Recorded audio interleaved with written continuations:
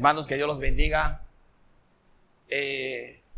Queremos darle la bienvenida a este tiempo. Vamos a tener predicaciones alusivas a la Semana Santa, donde estamos recordando la muerte y resurrección de nuestro Señor Jesucristo. Esperamos edificar su vida, esperamos edificar su familia, esperamos edificar su corazón a través de estas predicaciones. Dios los bendiga, hermano.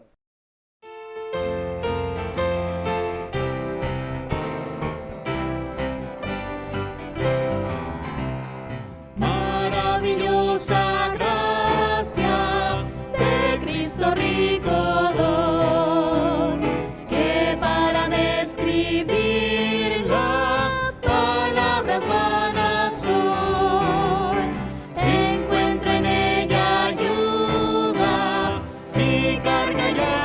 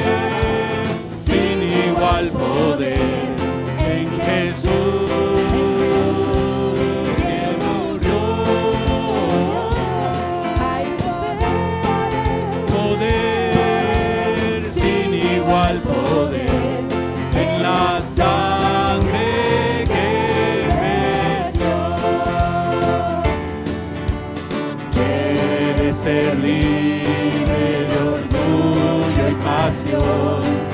Tan solo hay poder en mi Jesús. Quieres vencer toda cruel tentación. Tan solo hay poder en Jesús. Hay poder, poder, sin igual poder en Jesús, quien murió. Hay poder, poder, sin igual poder en la sangre que vertió. ¿Quieres servir a tu Rey y Señor? Tan solo hay poder en mi Jesús. Ven y ser salvo podrás en su amor. Tan solo hay poder en Jesús. Hay poder, poder, sin igual poder en Jesús, quien murió. Hay poder, poder, sin igual poder en la sangre que vertió. Hay poder, poder, sin igual poder en Jesús, quien murió. Hay poder, poder, sin igual poder en la sangre que vertió. En la sangre que vertió. En la sangre que vertió.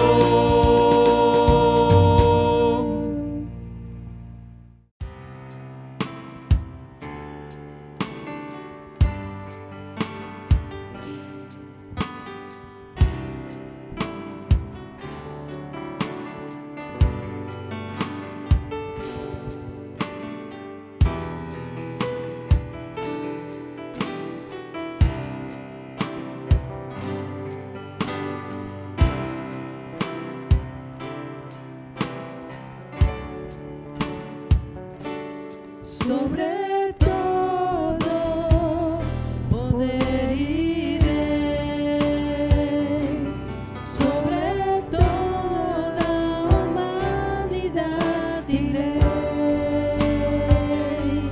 sobre todo lo creado por tu mano. Tú creaste todo, mi Señor.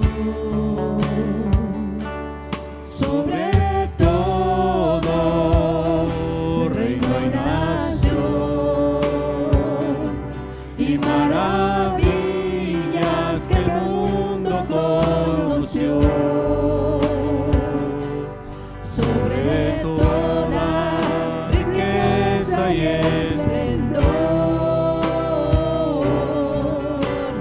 nada se compara a ti, mi Dios.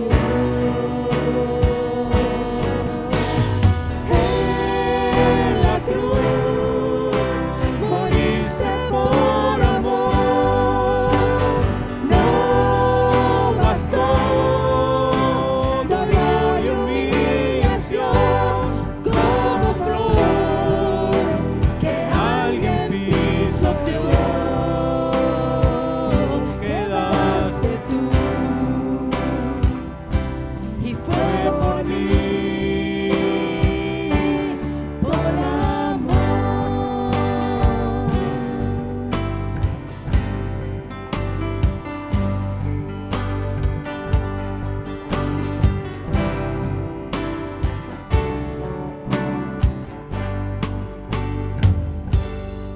Sobre todo poder y rey, sobre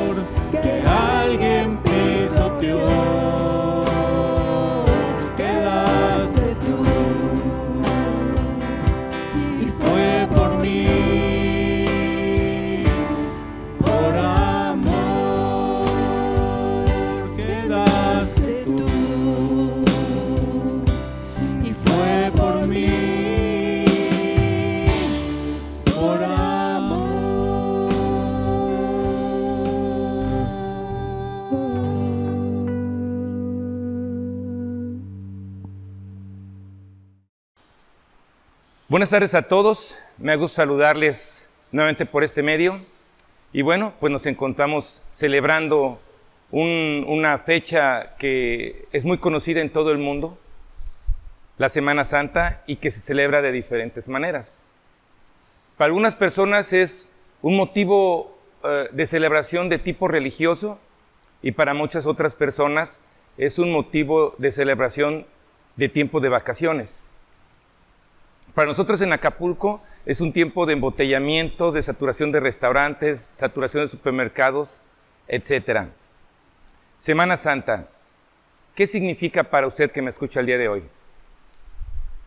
Pero antes de que continuemos con la predicación del día de hoy, o iniciemos la predicación, yo les invito a que me acompañen a leer un pasaje que se encuentra en el libro de Lucas, en el capítulo 23.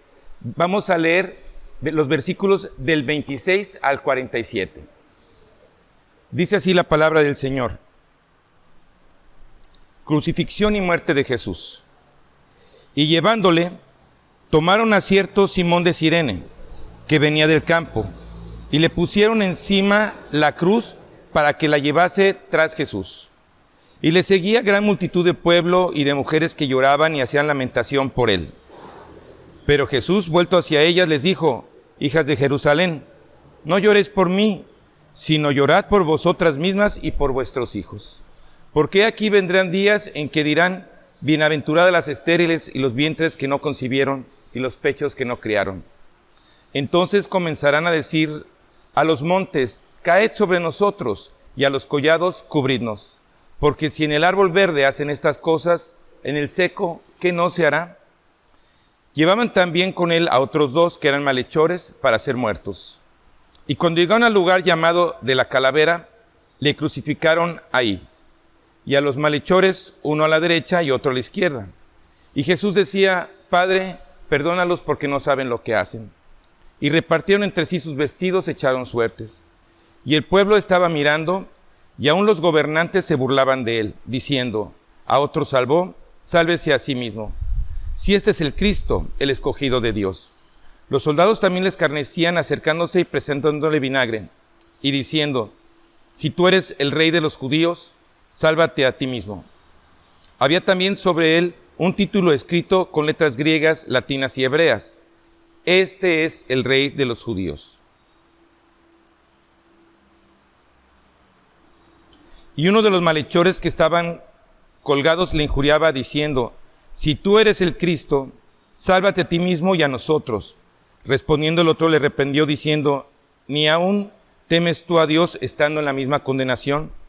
Nosotros a la verdad justamente padecemos, porque recibimos lo que merecieron nuestros hechos.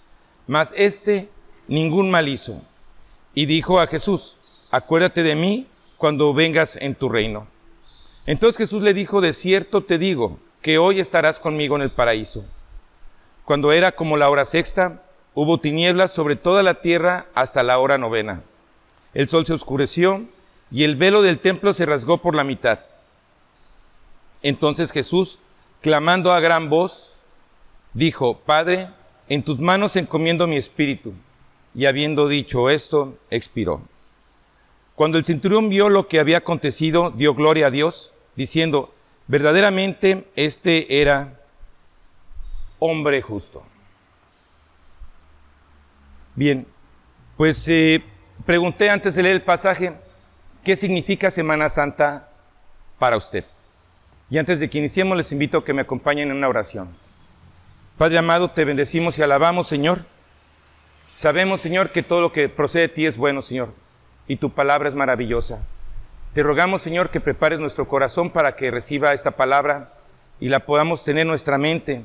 Y te pedimos que tu Espíritu Santo nos permita entenderla para ponerla en obra.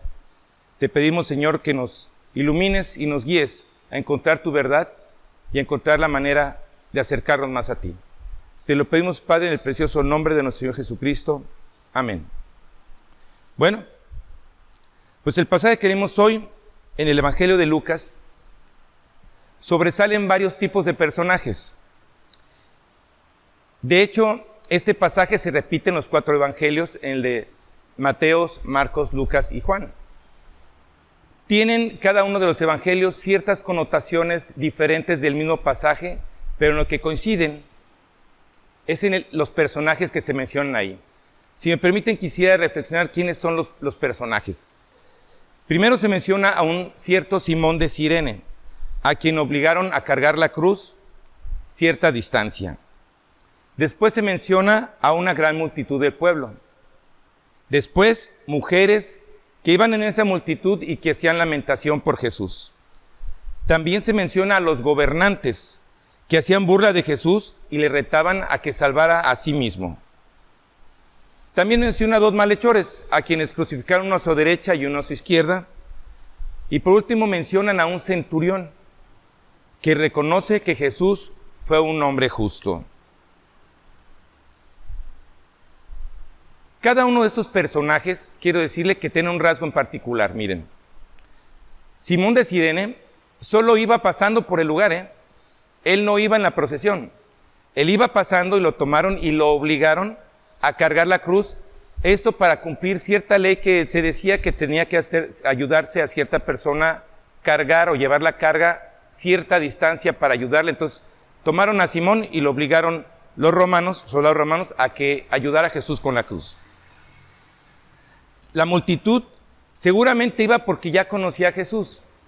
Jesús predicó en público, en el templo, en las calles, las plazas, en el monte, y seguramente muchos de ellos habían sido testigos de los milagros que había hecho Jesús, y entonces iban en la procesión.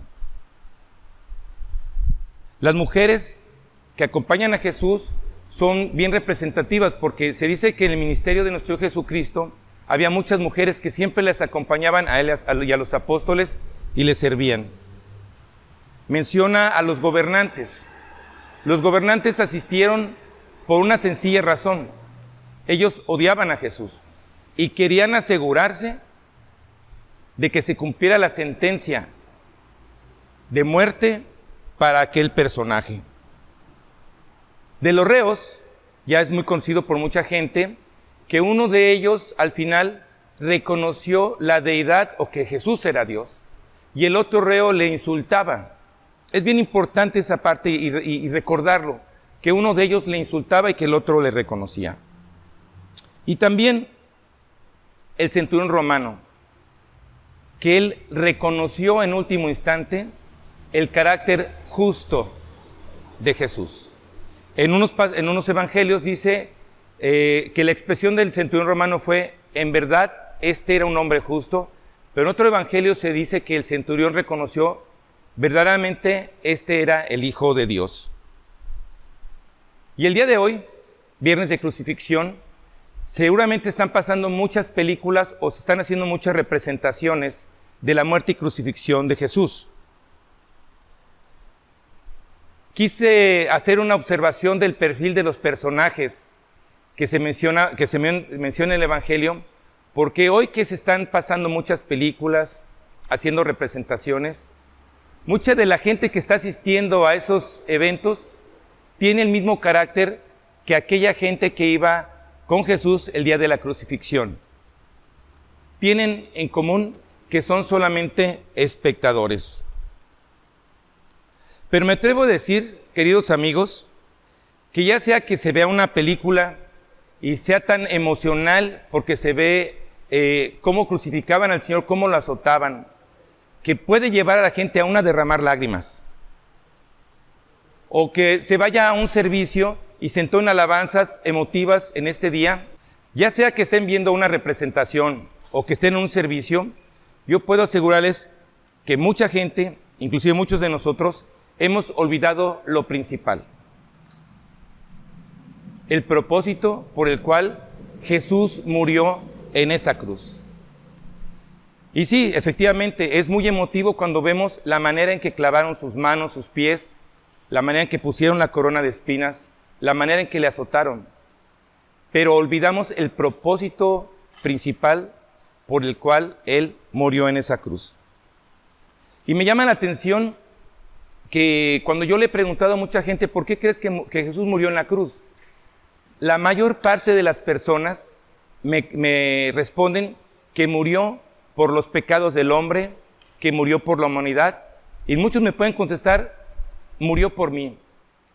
Pero eso es más una respuesta cultural que se ha aprendido a través de los años que una respuesta que salga del corazón o que venga de la reflexión.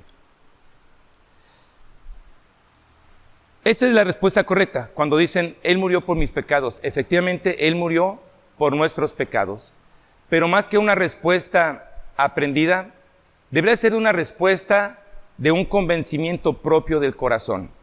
Y miren, para entender el propósito de su muerte en la cruz, yo quiero invitarles a que me acompañen a leer un pasaje que se encuentra en un libro del profeta Isaías, en el Antiguo Testamento, y yo quisiera que buscaran el capítulo 53 y leyéramos los versículos del 1 al 11, que dicen así: ¿Quién ha creído a nuestro anuncio? ¿Y sobre quién se ha manifestado el brazo de Jehová? Subirá cual renuevo delante de él, y como raíz de tierra seca no hay parecer en él, ni hermosura le veremos, más sin atractivo para que le deseemos. Despreciado y desechado entre los hombres, varón de dolores, experimentado en quebranto, y como que escondimos de él el rostro, fue menospreciado y no le estimamos. Ciertamente llevó él nuestras enfermedades y sufrió nuestros dolores, y nosotros le tuvimos por azotado, por herido de Dios y abatido. Mas él herido fue por nuestras rebeliones, molido por nuestros pecados, el castigo de nuestra paz fue sobre él, y por su llaga fuimos nosotros curados. Todos nosotros nos descarriamos como ovejas, cada cual se apartó por su camino, mas Jehová cargó en él el pecado de todos nosotros. Angustiado él y afligido, no abrió su boca. Como cordero fue llevado al matadero, y como oveja delante de sus trasquiladores, enmudeció, no abrió su boca. Por cárcel y por juicio fue quitado, y su generación, ¿quién la contará? Porque fue cortado de la tierra de los vivientes, y por la rebelión de mi pueblo fue herido. Y se dispuso con los impíos su sepultura, mas con los ricos fue en su muerte, aunque nunca hizo maldad, ni hubo engaño en su boca. Con todo eso Jehová quiso quebrantarlo, sujetándole a padecimiento. Cuando haya puesto su vida en expiación por el pecado, verá linaje, vivirá por largos días, y la voluntad de Jehová será en su mano prosperada. Verá el fruto de la aflicción de su alma, y quedará satisfecho. Por su conocimiento justificará mi siervo justo a muchos, y llevará las iniquidades de ellos. Es increíble pensar que 700 años antes del nacimiento del Señor, un profeta, el profeta Isaías, hace un relato breve, pero muy claro, de los sufrimientos que iba a padecer el enviado de Dios.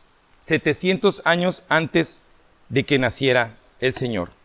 Gran parte de este capítulo describe cómo el Cristo iba a padecer y a morir para redimir a los hombres de las consecuencias y del dominio del pecado. Pero lo más valioso en la profecía es la interpretación que nos da el profeta del sufrimiento que sufrió Jesús. Para ello quisiera yo resaltar 3 puntos básicamente. En primer lugar, la rebelión del hombre. En Isaías 53:5 del pasaje que acabamos de leer, dice: mas él herido fue por nuestras rebeliones, molido por nuestros pecados. El castigo de nuestra paz fue sobre él, y por su llaga fuimos nosotros curados. Como he dicho anteriormente, ha sido costumbre que durante la conmemoración de Semana Santa, en algunos lugares se hacen representación de lo ocurrido. En otras se leen públicamente las narraciones que acabamos de leer en el Evangelio, en la palabra del Señor, ¿verdad? Pero inconscientemente se pasa por alto el propósito que el sufrimiento de Jesús tuvo que pasar, y que este sufrimiento fue de acuerdo al plan de Dios. El profeta Isaías dijo que el Mesías tenía que sufrir por nuestras rebeliones y pecados. Repito nuevamente, el profeta Isaías dijo que el Mesías tenía que sufrir por nuestras rebeliones y por nuestros pecados. Dios creó al hombre para que voluntariamente viviera bajo su autoridad y protección, y para ello le dio mandamientos y leyes que tenía que obedecer. Pero el hombre, engañado por Satanás, se rebeló, y aún se rebela, no rebelamos, ¿verdad?, contra Dios, y decidió, como aún decidimos, vivir desobedeciéndole, levantando de esa manera una barrera entre el hombre y Dios. Como dice el mismo libro de Isaías, en el capítulo 59, versículo 2, pero vuestras iniquidades han hecho división entre vosotros y vuestro Dios, y vuestros pecados han hecho ocultar de vosotros su rostro para no oír. Pues a pesar de las manifestaciones que de su amor Dios le dio, el hombre se empeñó y se empeña en ser libre, y rechaza y expulsa de su vida a Dios, y de esta manera rompe el orden que Dios estableció y se hiere el hombre a sí mismo. El hombre es culpable por sus faltas, y no hay manera de que por sus méritos pueda borrar las rebeliones. Entonces, las ofensas que hemos hecho contra Dios y nuestras rebeliones no las podemos pagar de ninguna manera. Tenía que haber alguien que las pagara por nosotros. Tenía que haber alguien que viniera y fuera justo para poder pagar por nuestras iniquidades. Entonces, tuvimos que tener un Salvador que sobre sí mismo iba a sufrir las consecuencias de nuestra rebelión y de nuestro pecado. Segundo punto es, ¿por qué tuvo que morir Jesús? Dice que de la misma manera que cuando uno infringe la ley, pues se hace merecedor a un castigo y tiene que pagarlo. Si no pagamos, somos llevados a prisión. ¿Están de acuerdo conmigo? Entonces, cuando los seres humanos infringimos las leyes y mandamientos de Dios, nos hacemos merecedores de un castigo, y ese castigo es la muerte espiritual. Es decir, perdemos la oportunidad de reparar o restaurar el daño causado, y no tenemos la posibilidad de volver a vivir en armonía con Dios. Por eso, repito, necesitamos a alguien que cubra esa falta y que nos restaure. Por eso, Dios, queriendo restaurar esa comunión de nosotros con Él, castigó en Jesús todas nuestras maldades, sometiéndole el castigo que nosotros merecíamos por nuestra rebelión. Por ello,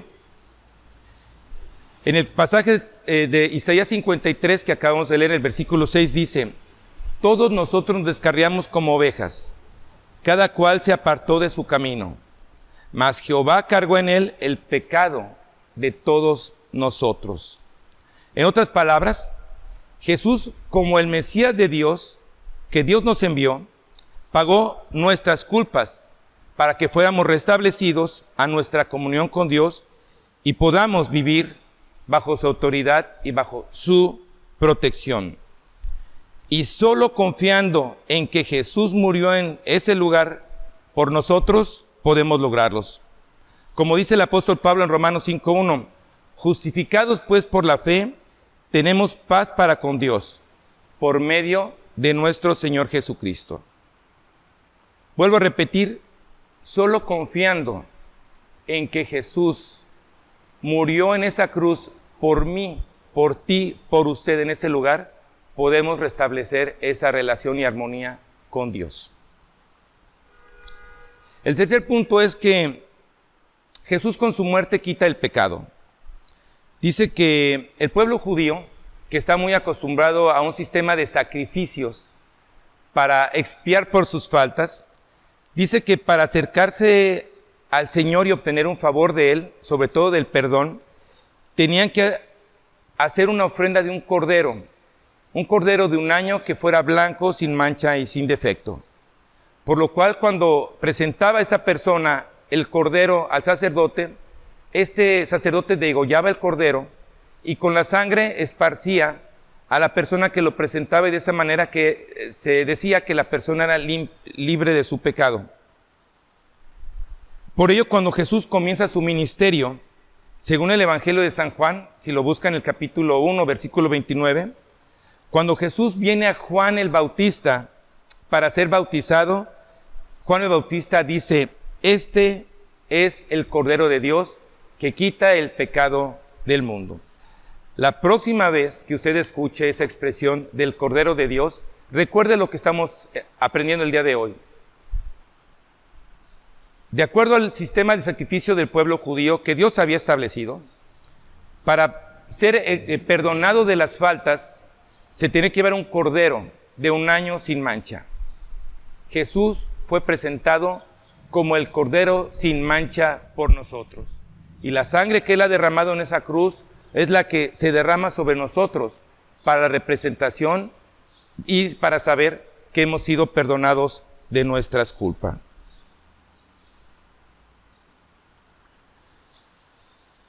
¿Y cómo Jesús es el Cordero de Dios? En Isaías capítulo 53 que leímos en el versículo 7, dice así: angustiado él y afligido, no abrió su boca. Como cordero fue llevado al matadero, y como oveja delante de sus trasquiladores enmudeció y no abrió su boca. Y era común que las personas que eran juzgadas por sus maldades y condenadas a morir, pues se resistían, insultaban a quien los iban a ejecutar. Pero dicen que nuestro Señor Jesucristo enmudeció, no dijo nada. De hecho, en el pasaje que acabamos de leer, en el libro de Lucas, ¿qué dice? Perdónalos, Padre, porque no saben lo que hacen. Jesús sabía que Él estaba cumpliendo la voluntad del Padre.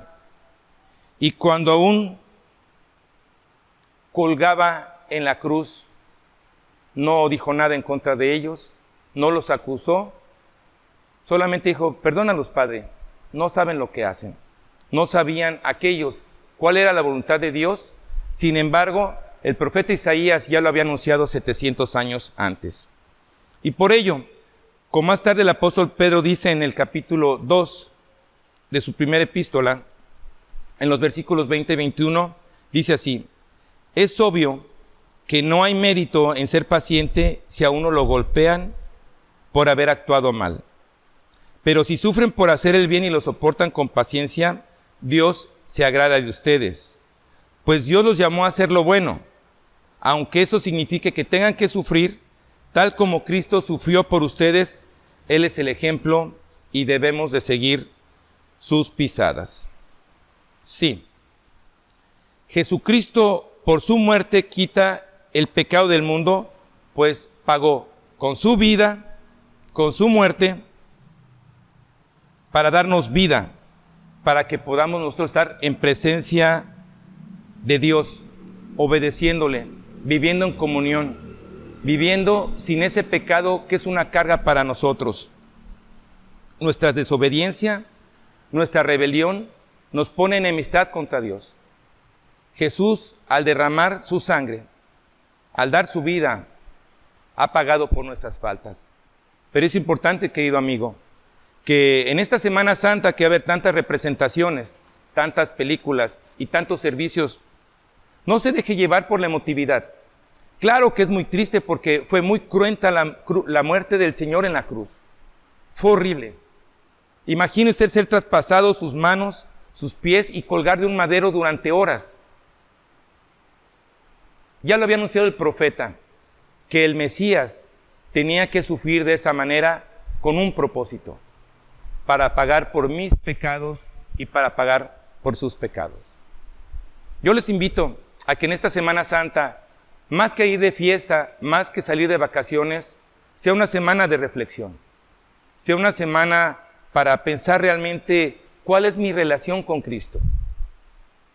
Si usted ha dicho que Jesucristo murió por usted en la cruz, lo felicito, es la respuesta correcta. Pero quiero preguntarle, ¿es la convicción correcta? Porque esa convicción que solo puede dar el Espíritu Santo lo va a llevar a usted a dejar de rebelarse contra Dios y sujetarse y vivir en armonía con quien lo creó. Sobre todo, usted debe de saber que al derramarse esa sangre en esa cruz y esparcirla sobre su cabeza simbólicamente, queda usted y quedo yo limpio de mis faltas. No debo nada. he sido perdonado y limpiado de mis pecados. Y eso me debería de llevar a vivir agradecido con Dios, sirviéndole, conociéndole. Yo le invito a que usted tiene la oportunidad, con los que están alrededor, en su casa, con sus vecinos, coméntelo y pregúnteles, ¿qué significa para ti la Semana Santa?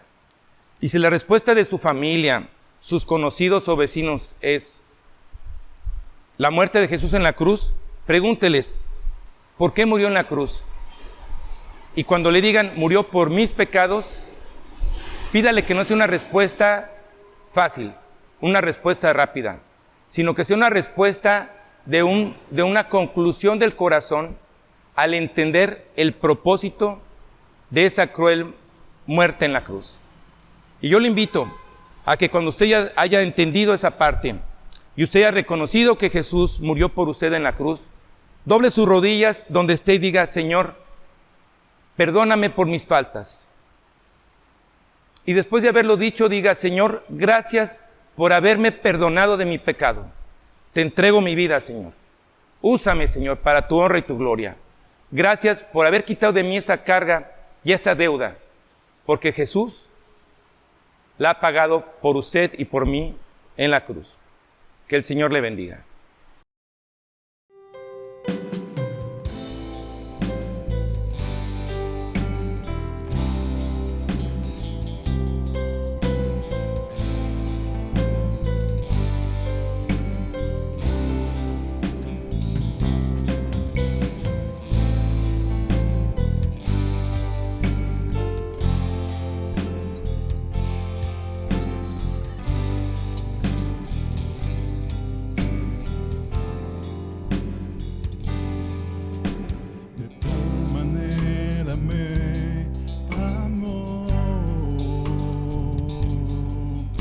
Su vida no escatimó,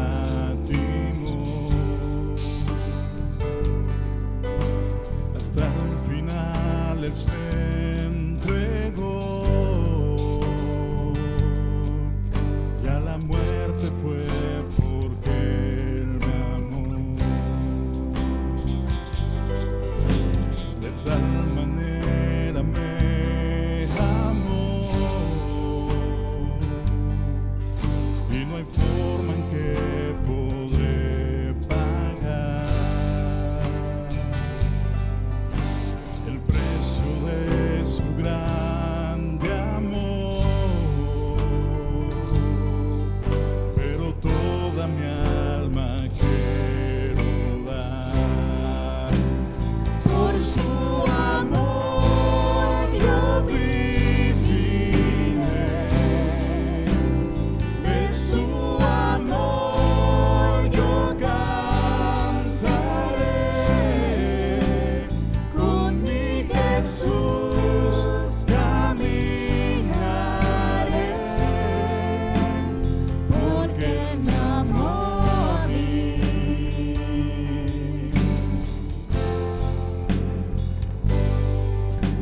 De tal manera me amó, que su vida no escatimó, hasta el final Él se entregó,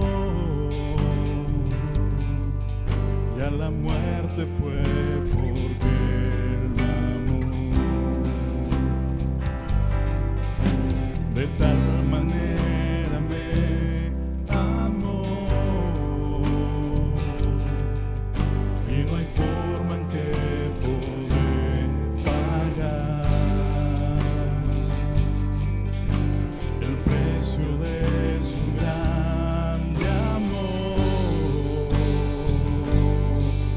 pero toda mi alma